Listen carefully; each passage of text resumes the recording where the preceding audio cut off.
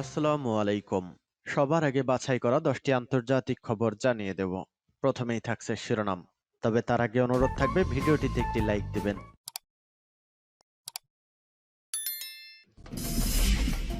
জানিয়ে দেব সবশেষ আপডেট আন্তর্জাতিক সংবাদ। শুরুতেই শিরোনাম। 38টির মধ্যে 26টি ড্রোন ভূপাতিত করার দাবি ইউক্রেনের। এদিকে ক্রাইমিয়ার উপর হামলা চালিয়ে যাচ্ছে ইউক্রেন। জানিয়ে দেব নাগার্নো কারাবাগের জ্বালানি ডিপোতে বিস্ফোরণ, নিহত 20, আহত অন্তত 3 শতাধিক। অন্যদিকে কোরআন অবমাননায় কারাবন্দীকে পেটালেন রমজান কাদিরবের ছেলে। এদিকে চীনকে ঠেকাতে দুই দ্বীপকে রাষ্ট্রের মর্যাদা যুক্তরাষ্ট্রের। এবং সবশেষ জানাবো খালিস্তান ইস্যু, ভারত সরকারের বিরুদ্ধে কানাডায় শিখদের ব্যাপক বিক্ষোভ। এতক্ষণ শুনছিলেন গুরুত্বপূর্ণ সংবাদগুলোর শিরোনাম, এবারে বিস্তারিত। আজকের সংবাদ সম্পর্কে আপনার মূল্যবান মতামত কমেন্ট করে জানিয়ে দিন কোন স্থান থেকে আমাদের সংবাদ শুনছেন অথবা দেখছেন।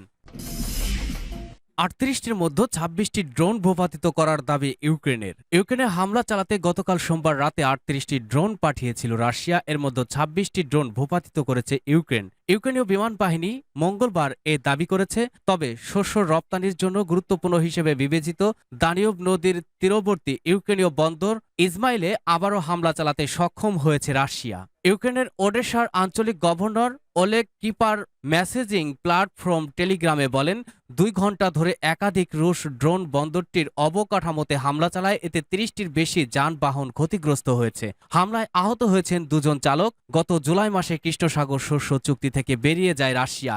এরপর থেকে তারা ইউক্রেনের দক্ষিণ ওডেসা ও মাইকোলাইভ অঞ্চলে শস্য রপ্তানির অবকাঠামোতে হামলা বাড়িয়ে দেয়। ইউক্রেনের বিমান বাহিনী টেলিগ্রামে বলেছে, দক্ষিণ পূর্ব দিক থেকে 38টি শাহেদ 136/131 ড্রোন দিয়ে রাশিয়ায় হামলা চালানোর তথ্য তারা রেকর্ড করেছে। ইউক্রেনের বিমান বাহিনী সহ অন্যান্য সামরিক ইউনিট ইরানের তৈরি এই ড্রোনগুলোর মধ্যে 26টিকে ধ্বংস করেছে। পশ্চিমা সামরিক জোট ন্যাটো সদস্য রোমানিয়ার সীমান্তের ইজমাইল বন্দরটি অবস্থিত। চুক্তি থেকে রাশিয়ার বেরিয়ে যাওয়ার পর ইউক্রেনীয় কৃষিপণ্য রপ্তানির একটি প্রধান রুট হয়ে ওঠে ওই বন্দর। সাম্প্রতিক সপ্তাহগুলোতে এই বন্দরকে নিশানা করে রাতের বেলায় ড্রোন হামলা চালিয়ে আসছে রাশিয়া। রাশিয়া ও ইউক্রেন বিশ্বের প্রধান দুটি কৃষি শক্তি। দেশ দুটির কৃষিপণ্য বৈশ্বিক খাদ্য নিরাপত্তার জন্য অত্যন্ত গুরুত্বপূর্ণ। গত বছরের ফেব্রুয়ারিতে প্রতিবেশী দেশ ইউক্রেনে হামলা শুরু করে রাশিয়া। এই হামলার জেরে রাশিয়ার ওপর দফায় দফায় আন্তর্জাতিক নিষেধাজ্ঞা দেওয়া হয়। এই প্রেক্ষাপটে বিশ্বে কৃষিপণ্য সরবরাহ সহ বাজার অস্থিতিশীল হয়ে যায়। ক্রাইমিয়ার উপর হামলা চালিয়ে যাচ্ছে ইউক্রেন। শুক্রবার অধিকৃত ক্রাইমিয়ার রুশ নৌঘাটির সদর দপ্তরে ক্ষেপণাস্ত্র হামলা চালানোর পর ইউক্রেন সেই অঞ্চলে আরও হামলার চেষ্টা চালাচ্ছে। শুক্রবারের হামলায় ব্ল্যাক সি ফ্লিটের কমান্ডার নিহত হয়েছেন বলে কিয়েভ দাবি করছে। রাশিয়া অধিকৃত ক্রাইমিয়া উপদ্বীপের উপর চাপ বজায় রাখছে ইউক্রেন।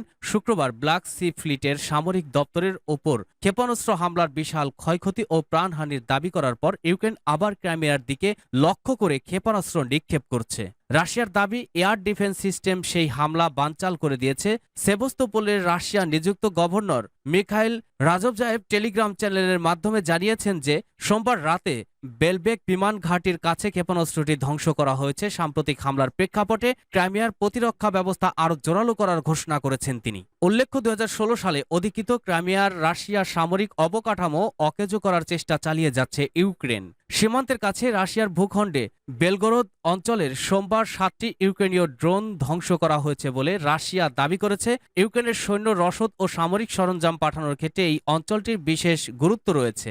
রাশিয়ার বিরুদ্ধে পাল্টা সামরিক অভিযানে এখনও তেমন বড় সাফল্য দেখাতে না পারা চাপের মুখে রয়েছে ইউক্রেনের প্রেসিডেন্ট ভলোদিমির জেলেনস্কি। সম্প্রতি মার্কিন যুক্তরাষ্ট্র ও কানাডা সফর করে তিনি আরও সামরিক সহায়তার প্রতিশ্রুতি আদায় করে পরিস্থিতি সামাল দেওয়ার চেষ্টা করছেন। সোমবার তিনি জানান যে আমেরিকা থেকে প্রথম পর্যায়ে কিছু আব্রাম ট্যাঙ্ক ইউক্রেনে পৌঁছেছে। সেগুলো দ্রুত যুদ্ধক্ষেত্রে কাজে লাগানোর উদ্যোগ শুরু হয়ে গেছে। তবে ট্যাঙ্কের সংখ্যা সম্পর্কে তিনি কোনো মন্তব্য করেননি। সূত্র ডয়েচে ভেলে।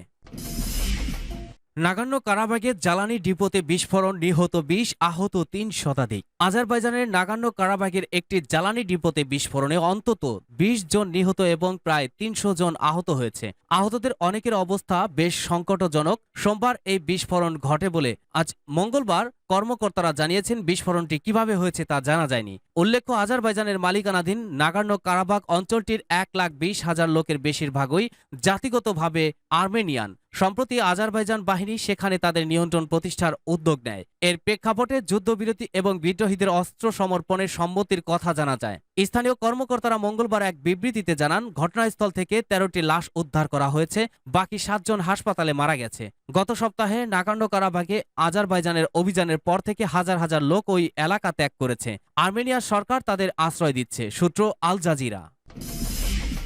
কোরআন অবমাননায় কারাবন্দীকে পেটালেন রমজান কাদিরভের ছেলে। কোরআন অবমাননার বিরুদ্ধে সোচ্চার সারা বিশ্ব। এবার কোরআন অবমাননা করায় কারাবন্দীকে পিটিয়েছেন চেচেন নেতা রমজান কাদিরভের ছেলে আদম। এনে প্রতিবাদ জানিয়ে জাতিসংঘের অধিবেশনে কোরআন হাতে নিয়ে বক্তব্য দিয়েছেন ইরানের প্রেসিডেন্ট ইব্রাহিম রাইসি। খবর রয়টার্সের। সোমবার 25 সেপ্টেম্বর চেচেন নেতা ও রাশিয়ার প্রেসিডেন্টের একান্ত অনুগত ব্যক্তি হিসেবে পরিচিত রমজান কাদিরভ তার ছেলের মারধরের বিষয়ে মুখ খুলেছেন। তিনি বলেন, ছেলে কোরআন অবমাননাকারী কারাবন্দীকে পেটানোয় তিনি অত্যন্ত গর্বিত।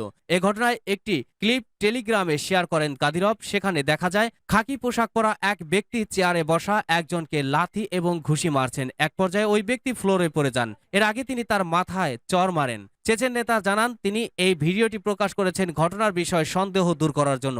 গত মাসে ঘটনাটি প্রথম আলোচনায় আসে, এরপর তিনি এই বিষয়টি স্পষ্ট করলেন। কাদিরভ বলেন, সে তাকে মেরেছে এবং ঠিক কাজই করেছে। কোনো প্রকার অতিরঞ্জন ছাড়াই কাদিরভ বলেন, আমি আদমের কর্মকাণ্ডে গর্বিত, তার আদর্শ শ্রদ্ধাবোধ এবং ধর্মের প্রতি অনুরক্তের শ্রদ্ধা জানাই। 2004 সালে পিতা আহমাদ কাদিরভের মৃত্যুর পর ক্ষমতায় আসেন রমজান কাদিরভ। দ্বিতীয় চেচেন যুদ্ধে বিদ্রোহী চেচেনিয়া প্রদেশটি পুনরুদ্ধার করার পর পুতিনের শাসন ভার তুলে দেন তার অনুগত চেচেন নেতা আহমাদ কাদিরভের হাতে। রাশিয়ান সামরিক বাহিনী এবং অন্যান্য নিরাপত্তা পরিষদের বিরোধিতা সত্ত্বেও চেচেনিয়াকে প্রায় স্বায়ত্তশাসিতভাবে পরিচালনা করতে পুতিনের সম্পূর্ণ সমর্থন পেয়েছিলেন রমজান কাদিরভ। বিনিময়ে পুতিন চেয়েছিলেন কাদিরভকে এই অঞ্চলের বিচ্ছিন্নতাবাদী আন্দোলনকে দমন করতে হবে। চেচেন সরকারের বাজেটে প্রায় 9% যোগান দেয় রাশিয়া। বিশাল রাষ্ট্রীয় ভর্তুকির পাশাপাশি দেওয়া হয় পুরস্কার এবং প্রণোদনা। রাজধানী গ্রজনিতে কাদিরভ এবং তার মিত্ররা সম্পূর্ণ স্বায়ত্ত শাসন ভোগ করলেও অনেক শক্তিশালী শত্রুও ছিল তার। ওয়াগনার গোষ্ঠী ছিল সেই শত্রুদের একজন। ওয়াগনারের অনেক পেশাদার সৈন্য ছিলেন যারা চেচেন যুদ্ধে বিদ্রোহীদের বিরুদ্ধে লড়াই করছিলেন। একসময় রমজান কাদিরভ নিজেই ছিলেন এই বিদ্রোহীদের মধ্যে, তাই জাতিগতভাবে চেচেনদের জন্য ওয়াগনার বাহিনীতে যোগ নিষিদ্ধ করা হয়েছিল। ইউক্রেন যুদ্ধে প্রিগোজিন এবং রমজান কাদিরভের মধ্যে একটি মিল দেখা গেছে। তারা দুজনেই রাশিয়ার সামরিক নেতৃত্বের বিরুদ্ধে সমালোচনা করেছেন। তারা দুজনেই রাশিয়ার সামরিক নেতৃত্বকে অযোগ্য বলে আক্রমণ করেছেন এবং এর মাধ্যমে তারা নিজেদের ভাড়াটে বাহিনীকে সামনে নিয়ে এসেছেন। চীনকে ঠেকাতে 2 দ্বীপকে রাষ্ট্রের মর্যাদা যুক্তরাষ্ট্রের। প্রশান্ত মহাসাগরের দ্য কুক আইল্যান্ড ও নিউই দ্বীপকে স্বাধীন ও সার্বভৌম রাষ্ট্রের মর্যাদা দিয়েছে যুক্তরাষ্ট্র। বলা হচ্ছে চীনকে এই অঞ্চলে আরেকটু চাপে রাখতে এমন সিদ্ধান্ত। সোমবার মার্কিন প্রেসিডেন্ট জো বাইডেন জানান, যুক্তরাষ্ট্র এই 2টি দ্বীপ রাষ্ট্রকে স্বীকৃতি দিচ্ছে। বাইডেনের মতে এই 2টি দ্বীপ রাষ্ট্রের সঙ্গে কূটনৈতিক সম্পর্কের সূচনা হবে শীঘ্রই। এতে করে ইন্দো প্যাসিফিক অঞ্চল মুক্ত ও অবাধ হবে বলে বাইডেনের ধারণা। পাশাপাশি এই পদক্ষেপ এই অঞ্চলে অবৈধ মাছ ধরা ও জলবায়ু পরিবর্তনের প্রভাবকে মোকাবেলায় সাহায্য করবে, যার ফলে অর্থনৈতিক উন্নয়নের পথে হাঁটবে এই অঞ্চল বলে জানান বাইডেন।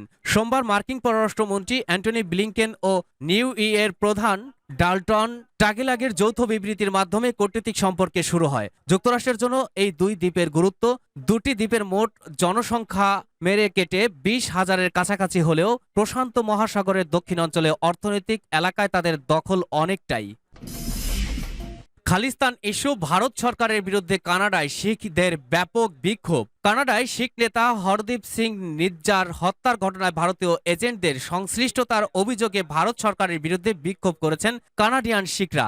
স্থানীয় সময় সোমবার 25 সেপ্টেম্বর দেশটির 3টি শহর ভারতের কূটনৈতিক মিশনের বাইরে এসব বিক্ষোভ হয়। রয়টার্স ও বিবিসি নিউজ। ব্রিটিশ কলাম্বিয়ার ওই শিখ বিচ্ছিন্নতাবাদীর হত্যার সঙ্গে নয়াদিল্লির যোগসূত্র থাকতে পারে বলে প্রধানমন্ত্রী জাস্টিন ট্রুডো অভিযোগ আনার 1 সপ্তাহ পরপরই এই বিক্ষোভ অনুষ্ঠিত হলো। মঙ্গলবার 26 সেপ্টেম্বর এক প্রতিবেদনে এই তথ্য জানিয়েছে বার্তা সংস্থা রয়টার্স। এর আগে গত সপ্তাহে কানাডার শিখ নেতা হরদীপ সিং নিজ্জার হত্যার ঘটনায় ভারত সরকারের দিকে সরাসরি অভিযোগের আঙ্গুল তুলেছিলেন কানাডীয় প্রধানমন্ত্রী জাস্টিন ট্রুডো। সে সময় পার্লামেন্টে দাঁড়িয়ে তিনি বলেন, কানাডার গোয়েন্দা সংস্থা শিখ নেতা নিজ্জারের হত্যার সাথে ভারত সরকারের সংশ্লিষ্টতার বিশ্বাসযোগ্য প্রমাণ খুঁজে পেয়েছে।